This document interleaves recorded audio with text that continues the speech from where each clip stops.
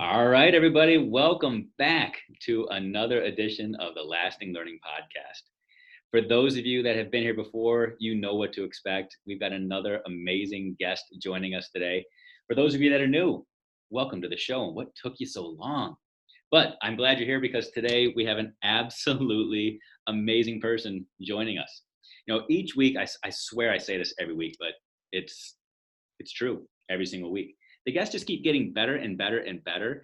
And we just keep learning more and more about the world and what makes education work.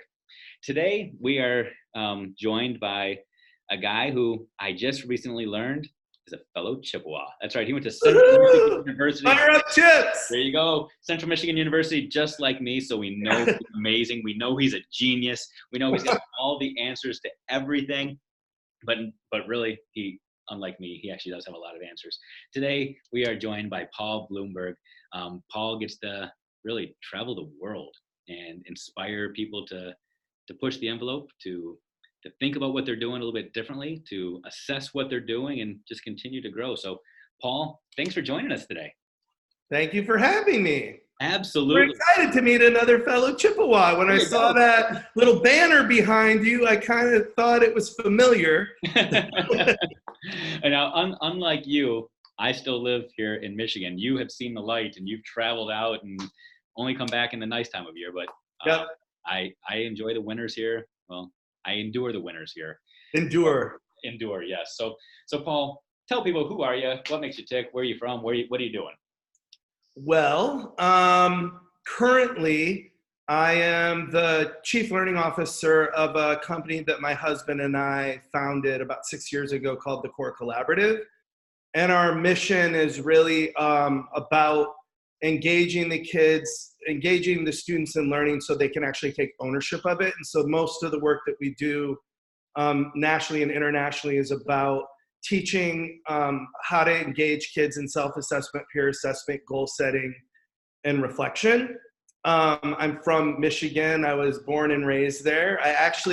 My degree is in music, which is kind of weird because I was a band director. Oh, wow. And so now it's always really funny that people look at me as an assessment expert because I got my start as a saxophone player and everything. And then I moved to Colorado and continued my work with music, and then started to realize that there was maybe more to life than that for me personally, and I wanted to figure out a way to give back, and education kept calling my name, and then before I know it, I'm an elementary teacher. So I went from high school and then went down to teach elementary, and then became a coach, an instructional coach in Denver Public Schools, and then moved to San Diego.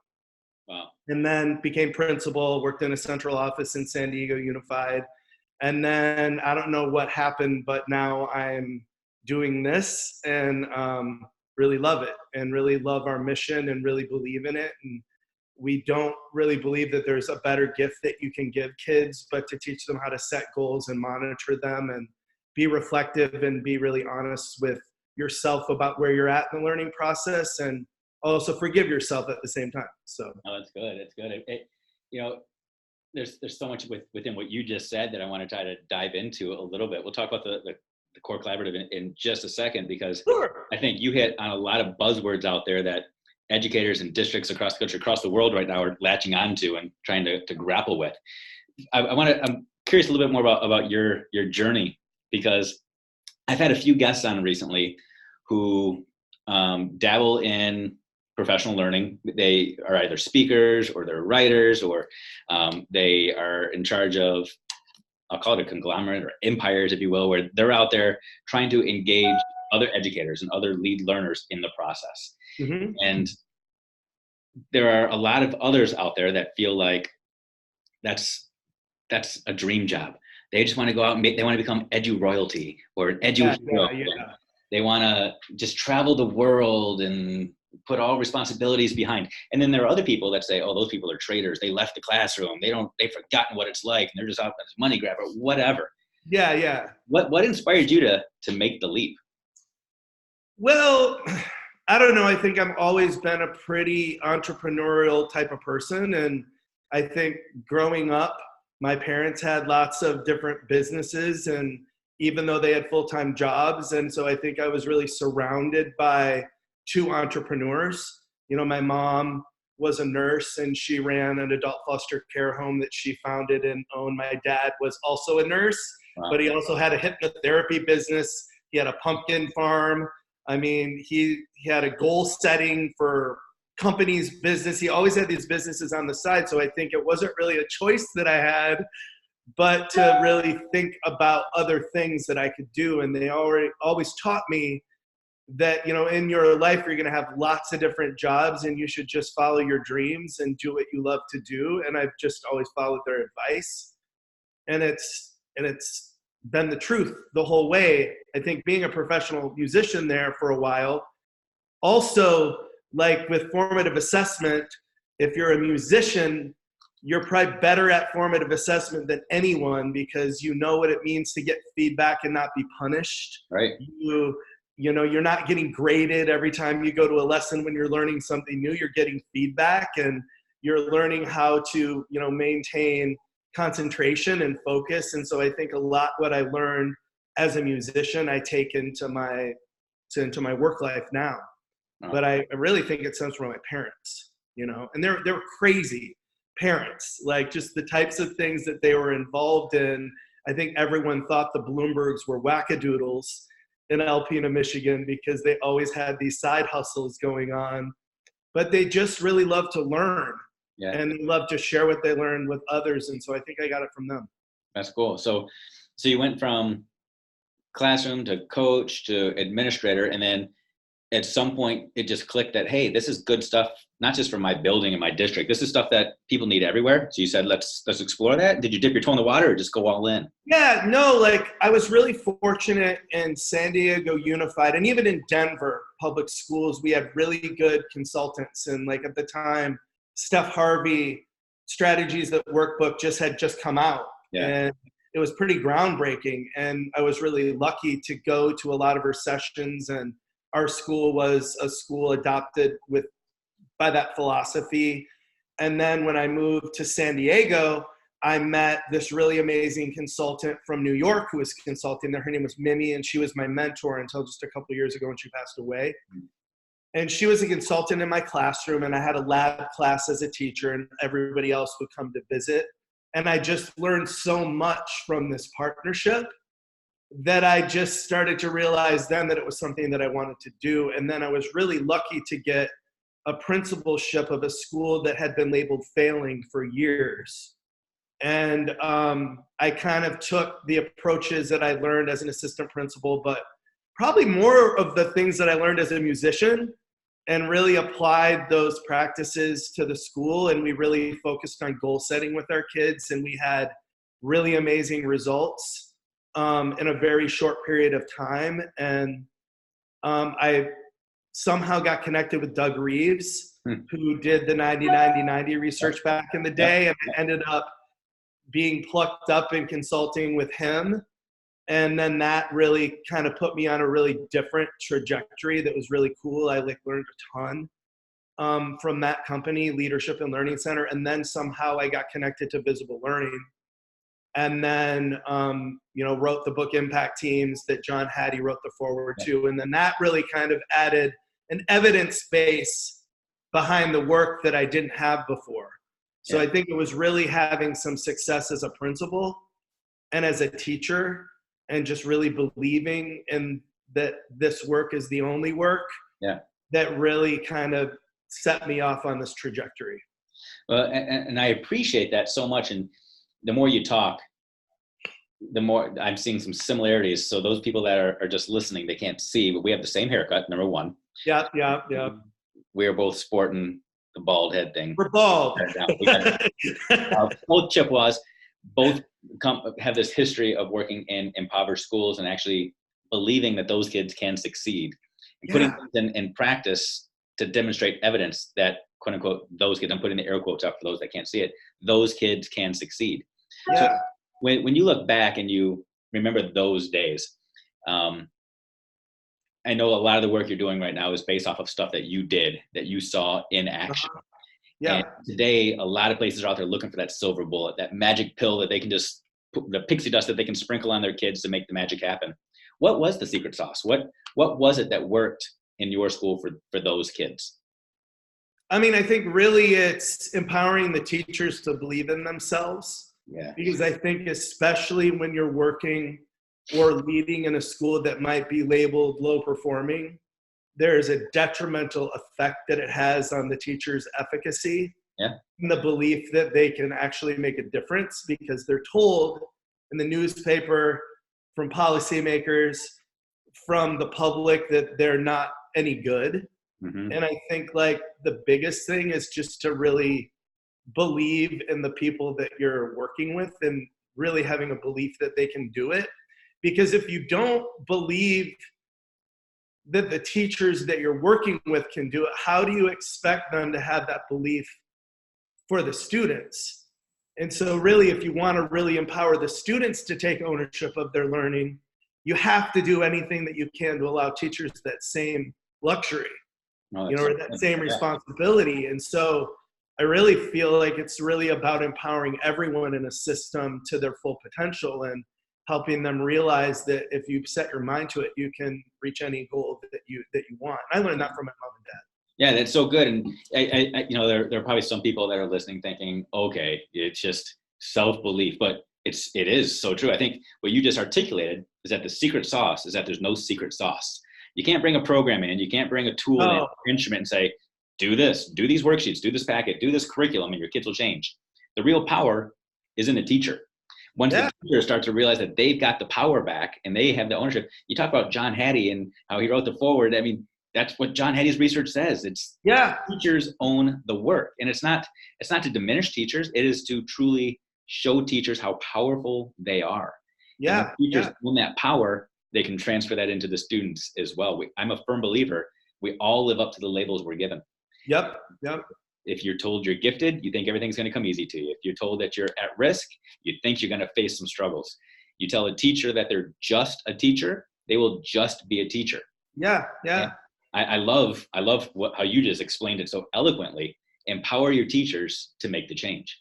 Yeah, and I think a lot of it too is just really having everyone asks for the silver bullet in terms of a program, but I feel the silver bullet is knowing standards really deeply and understanding that you don't have to teach all of them, that some are more important than others, and really gathering evidence that kids can do it. But the best way to gather evidence is having the kids gather the evidence. Yes. So I think it's really turning over that responsibility to the kids. But when teachers are armed with deep knowledge around the standards, the program doesn't even matter because it's just the relentless pursuit and making impact with the kids and whatever they're trying to accomplish together. So I think it's really narrowing the standards and really getting to know them deeply and then trying to be creative with that a bit and then getting kids to take ownership. I think that is the silver bullet. Yeah. And we're proving it. Yeah. Lots of schools. Absolutely. You mentioned the research base behind this. So I don't want people to think it's just like this pie in the sky. It's the latest thing. It is truly research based. Yeah. But it begins with knowing your kids and knowing where they're going to go. You and I were talking before I hit record on the podcast about there's so much power in just getting to know people and getting to know the backstory. And we talk about this often with teachers, with their students. You've got to form these relationships. You have to know where they're coming from. But I think oftentimes we stop there and we forget to describe that it's so that you can move them somewhere else. You can't slap a label on somebody because you know who they are, you know their family, you know their history. You use that to create leverage for the future. Yeah, and I think at the end of the day, it's all about trust. Yeah. Because if you have not built relational trust with your kids, why would they take any feedback from you if they don't feel like you have their back? Right. And so like if feedback has such a huge effect in terms of learning, but the only way that a learner can receive feedback is through having a trusting relationship. And that goes for teachers too. How are you going to coach teachers if you don't have trust? Yeah. If they don't feel like that you have their back, if you don't allow them to make mistakes? I think learning is really messy and everyone tries to put it on a checklist. Mm-hmm. You walk through a school and on a checklist, you can check off things, but it's so opposite of that. And I just feel like it's all about trust. There you go. And Yeah. it's all about building trust in relationships and being vulnerable. And I just happen to be a person that cries a lot. So I think, so I don't know why I cry a lot. When I'm thanking people, I cry. When I talk about something that I love, I cry. But I think with that has actually been an advantage for me, because I think the more vulnerable I've been with who I am as an individual, I'm a gay parent, and we have adopted kids. And there was a time that I never ever shared that with anybody. Wow. It was this big dark secret, even when I was a principal. Hmm. And then it was very freeing for me to leave a system and to actually be who I was and talk and build relationships with people in a truthful way. And once I started doing that, everything started to change for me. I'll tell you what, my work started to become better. Like my relationships became better. Like, the impact we made in schools was greater. Right. You are preaching right now to me. And I'm not going to make this about me at all. I promise, but I'm going to for a second. That's all right. So I just your podcast. Yeah, but it's not for me. It's for all the people that are listening. I don't want this to come across as me selling me. But so I just published a book that just came out a month ago called Bold Humility. And what you just spoke to, I mean, you just summed it up. People, you don't need to go buy the book. Just listen to what Paul just said. Oh. It's far too often in education and in life, we put up this facade of perfection. And I remember myself as a classroom teacher, I did it so well. And that's why I loved having a door on my classroom, because I could shut the door and act like everything was going well. When I opened the door, I had all the answers. I wanted 30 sets of eyes staring at me as the guy with all the answers all day long. As a principal, I thought I was supposed to be the guy with all the answers. Right. Brave people coming to me asking for help so I could just tell them how to fix their problems. But deep down inside, I knew I was lost. I was confused. There was so much I didn't know, but I didn't want to present that to people. And It wasn't until I opened up and said, "Oh my God, I'm a mess. I am lost," that I actually started getting respect from people. It's bizarre. Yeah. Leaders, teachers, everybody, we think that if we don't present our flaws, nobody will know, but everybody does. They already see it. And we have to finally open up and say, "Hey, I acknowledge this." That's when people are like, "Okay, I own it now. I believe you. I trust you. Let's go together." And you nailed that. It's about trust. Yeah. I also think, like, I don't know, like, for me, when I consult or coach, and even in writing books, right, it's like, I feel like the more authentic I am and the more that I share my failures, the more that I'm well received. And I mean, I just spoke in front of, 100 principals a couple weeks ago, whatever it was. And I said, I come to you as a failure. Like, the only reason why I know some of these things is because of all the big, horrible mistakes I've made. I'm not coming to you because like I'm an expert. I've like just made some horrible mistakes as a principal, as a teacher, and I'm hoping to save you some grief and to share some of the things I learned through that. And so I think in sharing those big blundering errors, I think that I've garnered a lot more respect with the people that I work with, because I don't know everything at all. I know a lot of people that know a lot of stuff, and I'm really good at connecting people to other people, but I feel like in a coaching relationship, it's really reciprocal. I learn just as much from the teachers or principals or superintendents, whoever I'm coaching, as I hope they're getting from me. I don't feel it's like a one-way thing. I leave every school that I work with, and it's usually for 4, 5, 6 years, but I leave a better person as a result of the relationship. Yeah. And I don't want to pretend to know your business model or anything like that, but I would assume that your business model is dependent on schools or districts or systems being vulnerable and saying, "Hey, we don't have the answers. We are flawed. We need somebody that can help guide us." And they're not going to get to that place where they're willing to be open if they feel like they're being judged. One of my side hustles is I do some accreditation work, where the idea is we're supposed to come in and help people self-assess. But what ends up happening inevitably is they roll out the red carpet, and it's like the Wizard of Oz. Don't pay any attention to the guy behind the curtain. It's just, we're magical. Everything is perfect when we know the reality. So how do you get districts and systems to open up to you and say, "Come on in"? Yeah, I think we have a really different kind of way that we work with schools compared to like a lot of other consulting companies. Like we are all strengths based and we do a lot of work with appreciative inquiry. Wow. And so we don't move into systems and look at faults. We really move into systems with an appreciative lens and try to look for the things in the systems that are going really well. And then we try to pull out what would be the leading indicators, what led to this success. And once we can name those things specifically, most of the time we can apply those things to an area of need because they start to realize, hey, wow, we already are really good at something. How about we just take what we did here and apply it to a new area, and then lo and behold, there's success there. So I think it's really doing a lot of appreciative inquiry work. All of our work is strengths-based. You know, when we do instructional rounds, we call them evidence walks. We're looking for bright spots in the system. We're not looking to get people. Because if we can identify the areas of strength in our system, then we can expand upon those. That's good. And so I think it's also allowing people to progress at their own rate and knowing that not every teacher is in the same place. So the expectation that we'd all be in the same place at the end of the year is absolutely asinine.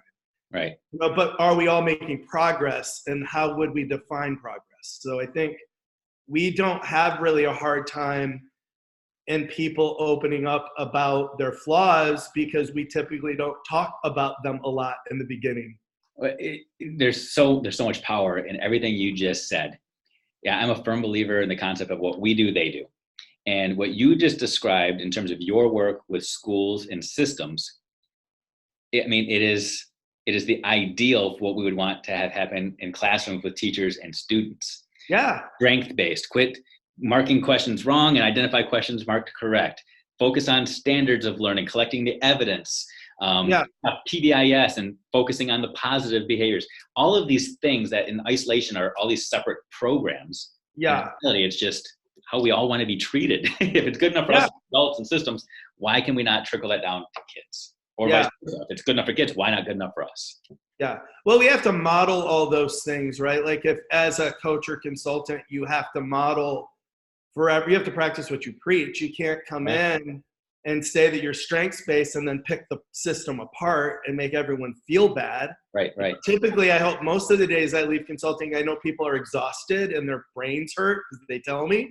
But I also feel that there's a certain level of excitement too, and people are really willing to try new things if they feel like they're not going to be judged or evaluated, but they're only going to be given some positive feedback because they tried something different. You know? So I don't know. It tends to work.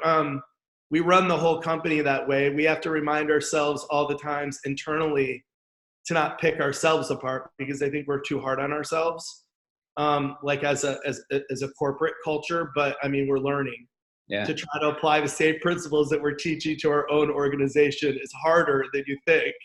And I would say that it's working. It's definitely working because you are definitely growing. And it's not because there are more issues to solve, but there are more people that say, we need this kind of support. What does the company look like today? It's not just you. No, I mean, we have, we're with, I think a little over 1,500 schools now globally that we support. And I don't even know how many full-time people we have. I should know off the top of my head, but not very many. We have a really small staff. I mean, I think we have 6 full-time people, including my husband, who's the CFO who left his job a few years ago to do this full-time. And then we have obviously a director of professional learning who's full-time. We have a full-time consultant. And then we're bringing on admin people and things like that. But most of our employees are independent contractors. There's about 50 of them. We started out just really doing work with impact teams. Like that was the core of the company, which would be like a PLC process that puts learners at the center. And then that really took off in ways that we never even imagined. And then we've slowly built, now we have 15 other pathways for schools. But at the end of the day, they all end with the 4 tenets of student-centered learning. You know, is learning competency-based? Is it owned? is it personalized by the kids and for the kids, and does it happen anytime, anywhere? So that's kind of our filter. But now we have, we have product lines with lots of different authors, but we're all kind of connected together with the same values. So it's grown in ways that I can't even believe it's happened. Like, we just launched in the UK, like in August, with our first pilot for impact teams there. And like, I just couldn't even imagine. I mean, it was not the goal. Yeah. The goal was just to try to make a difference. And then this really incredible thing happened. But it's really because of the clients. It's not, I'd like to say it's about us, but they're the ones doing all the work, and they're the ones that believe in it, and they're the ones that have to engage with the kids every day. It's easy for us to come in and cheerlead, but they're the ones that get all the credit. We could never take it. Well, but you're definitely offering that support and helping them focus on the focus. Being a guy that says you see real power in helping students set goals for themselves, and that self-efficacy piece where they are charting their progress and measuring their progress towards essential standards and all that. You said that you surpassed your goal. You surpassed what you hoped it to be. But I'm assuming now you've raised your own bar. Where do you see yourself? What's next? I don't know. Like, right now we just started or bringing on a bunch of new learning pathways. So now, like, I really want to take what I've learned with my own work and try to support others to grow their work. And so, like, right now, that's kind of where my personal passion is. Like, it's not that I don't like consulting. I do, but I've been living on the road for 12 years now. Yeah. Like, 150, 200 days a year on the road. So it's not all glamour and glitz? It's not glamour and glitz at all. I mean, if you think living in a Hampton Inn and living in airports and riding in airplanes is glamorous, I don't think anybody thinks that's glamorous. Those and free waffles for breakfast. I'm just saying. Now, does it give me some really cool opportunities? Yes. Like, I have gotten to do things that I can't even, there's no way I would have been able to do without it. But in terms of the day-to-day work, it ain't glamorous. Yeah. I really want to grow these other thought leaders' work. I really feel like I've learned a lot in scaling our own work over the last 6 years, and I feel like I can offer those same ideas to others, especially people that I really care about. I really love, my husband and I, we love giving work to people. It's the most gratifying thing. And to be able to give people health benefits, that is like the coolest feeling ever, to know that you're hiring someone and you're responsible for giving them benefits. I didn't think that those types of things would get me excited, but the business side of things is really gratifying for me. I like being able to offer people work that they believe in, and hopefully them getting valued for that work, and being paid well. But I love that side of things. So I think that's where we're really going. So you really wanted to help amplify voices. How do you determine whether or not that voice is aligned with your core? And I'll use the word core. And literally, but along with your core beliefs. Yeah, so I think a lot of our consultants and thought leaders really come from schools and systems and people that I've worked with. So there's probably 2/3 of the people have been clients of mine. Wow, okay. Mine personally, or other consultants that I'm really good friends with. I'm still a core group at the Core Collaborative. I've said core twice. That's a little weird. They're actually, we all met with when we were working for Doug Reeves. And then a lot of us went to Corwin to work with Visible Learning. So I have a core group of people that I've been working with for a pretty long time. I don't know. I'm trying to and then there's another group of people that are now coming to us, which is weird for me. Yeah. So I'm getting some really amazing people that are drawn to the work because they believe in the work, because either they've heard about it, they've been involved in it in some capacity. I don't really know the reason why, but I've been really lucky that the people that are drawn to the Core Collaborative are typically people that have the same beliefs. So that hasn't really been that hard for me. And I think a lot of it is through connections like the connection we just had, right? Yeah. Like, I met Star, and then she knew you, and and Star and I had similar beliefs. So of course she introduced me to you, and we have similar beliefs, Right. you know. So I think a lot of it is just people that have similar ideas attract one another. But I'm really now looking more towards like more diverse opinions, because I don't believe in education we bring enough people along that believe things that are different than Right. us. Yes. And I feel that that's where innovation kind of happens, is when two groups of people or two people meet and they have varying expertise, but I think together, if they can find some common ground, they can create some really wonderful things. No, that's good. I think we've reached that point right now. I think you're spot on, where there's a new wave of preaching to the choir. You know, we talk often about the status quo and the traditionalists, although how traditional it is, I don't know, but the people that Yeah. are our age, that have been in education 20, 30 years, and how Yeah. they adopted a way of doing things. I feel like we've got this new wave now of people who have adopted a new mindset, but then they're unwavering in the new mindset as well. And that's just, it's the new wave. It's shifting, and somehow we have to merge the waters, like you just said. The waves have to start crashing. Yeah, because sometimes I think like some of the teachers that sometimes I see get scolded, or people aren't looking, they don't have really good perception of them. Sometimes, like once you get to know them, you realize that they have so many answers, but they've just never been really comfortable to Yes. communicate them, or maybe they've just not been really good at communicating their ideas. Because I Yeah. think a lot of times it's the delivery, it's not necessarily the idea. But I think once you get to know people better and you understand what kind of drives them, I think that they take down the barrier, and then you're able to pretty much collaborate with anyone. It goes back to trust again. You've It got to goes back to pull down trust. the veil and see the real person. And believing that the person that you're with has a lot of strength. Mhm. You know, believing that they're more than just what you see on the outside, right? That there's this other person that sometimes we don't see on Facebook or Twitter or whatever it is, right? And I think it's really getting to know people in a multidimensional way, and understanding that, you know, they I don't know, that they're just more well-rounded than I think we give people credit for. I think we define people in a really one-dimensional way, and it's not really fair. Yeah, absolutely. Especially, I mean, you mentioned Twitter and online. Naturally, online, we are gravitated towards those people who say the things that we want to say. Otherwise, we're unfriending them and blocking them, and all of Yeah, those yeah. sorts of things. So how do you personally branch out and explore new ideas or new people or new mindsets?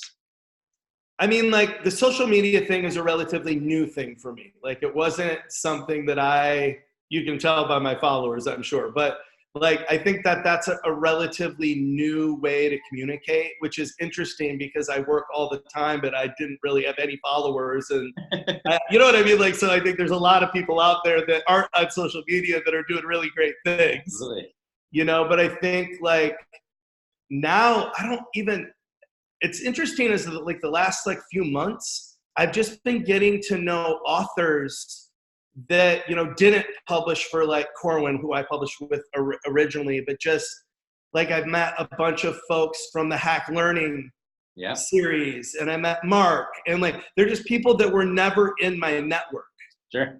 And like I don't even know how it happened. I think it was Connie Hamilton is the one who kind of connected us all together. But I'm meeting new people in different networks that I've not been a part of before. And it's been really fun for me because I think I was in the Visible Learning Network.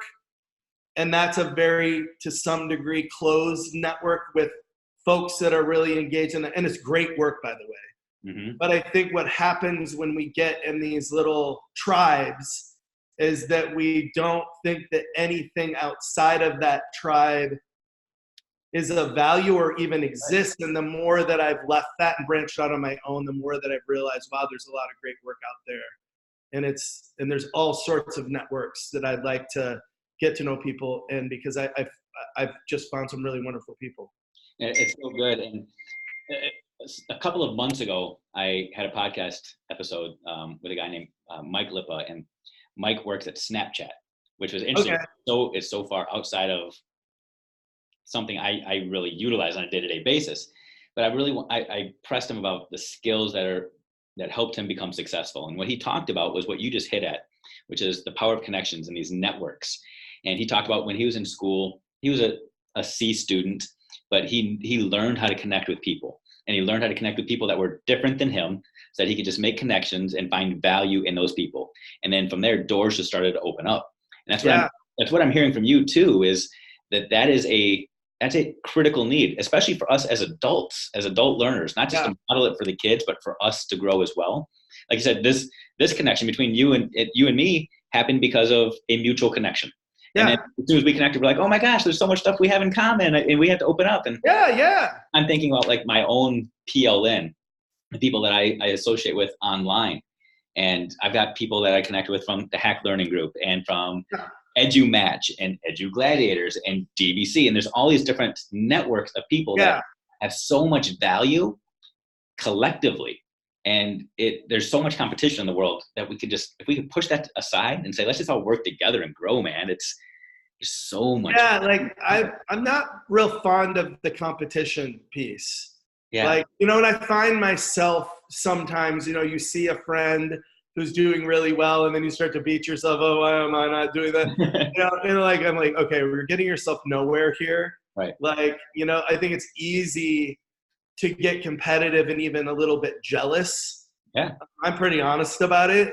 Then I talk myself off the ledge and, like try to like think about all the things that I'm really grateful for. But I don't think competition works well in education. I feel like quite the opposite. I feel like I like meeting people from lots of different networks, and I don't like competing. I feel like there's a place for all of us, and we all bring really interesting things to the table. And I do agree with you that if we work together more, we'd probably be able to solve a lot of the problems that we have in education. Absolutely. I mean, how can we preach that in our classrooms we want our kids to collaborate and work together in groups, and then our schools we need these PLCs and we need people to work together, the grade levels and departments, but then individually we're going to go in our own little silo and represent our tribe like we're on Survivor, and our job is to beat the other, pick them off one at a time. I mean, it's hypocritical. We have to own it. Yeah.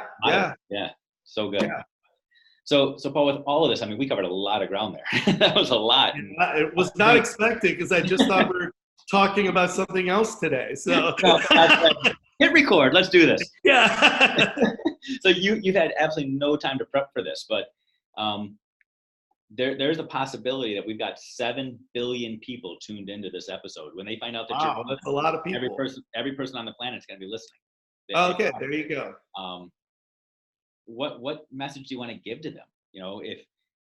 And we're not looking for the Miss America world peace thing, but what is the message that you want, especially educators or people in of our age bracket, to go out there and do and change and be? This isn't my saying, but it's, see, I'm going to cry, but I'm not going to cry. But my friend Mimi, who passed away, who is the consultant in my classroom, what she taught me, I have never forgotten. And I think that when you trust the kids, they'll always lead the way. And I just think that if we amplify their voice and really trust what they think, they let us know what they need. And I just really believe that. And I hope I do that with the consultants I have too, and the people in my life, that I really believe that if you trust them, they'll never disappoint you, And even if they do, because you have a trusting relationship, you'll recover, And I just think that in education, we can learn a lot from the kids, and they should be our teachers. And we might want to be a little bit more vulnerable with them, because I think they have a lot to offer. Oh, that was good. That was good, man. Now, that was on the spot. No, that was good. Sorry. If you're listening to this and you're driving the car right now, feel free to pull over, grab out the Sorry, they can't see me crying. I didn't cry. No, that was good. That was good. That was powerful. And I think there's so much wisdom to that. If we don't just need to lean into each other, lean into the little ones. I mean, they're the ones that we're here to inspire. Let them inspire us as well. So, well, that goes out to Mimi Aronson. She's the one who taught me that. So that is not mine. I borrowed it. So hopefully I am living her dream, because I feel like I am every day. So. Oh, that's good. No, that's good. So Whew, that's a lot. If you're listening to this, watch this, you're probably going to want to go back and watch this a couple times because there's so many truth bombs that were put out there about how to focus on strengths, how to improve schools, how to help classrooms, how to relate with each other as adults, how to relate with kids. I mean, so much truth in this. So, Paul, I'm so glad that we connected. I'm so glad Yeah, me that you too. just hit record and say, no, we're capturing this today. I'm not going to think. Just the authenticity of you and your voice and your willingness to be vulnerable, man. It's powerful, and I really do appreciate it. Well, I appreciate you back. It's kind of crazy that I got an email yesterday and we're doing this today. So cool. The power of technology, man. I know.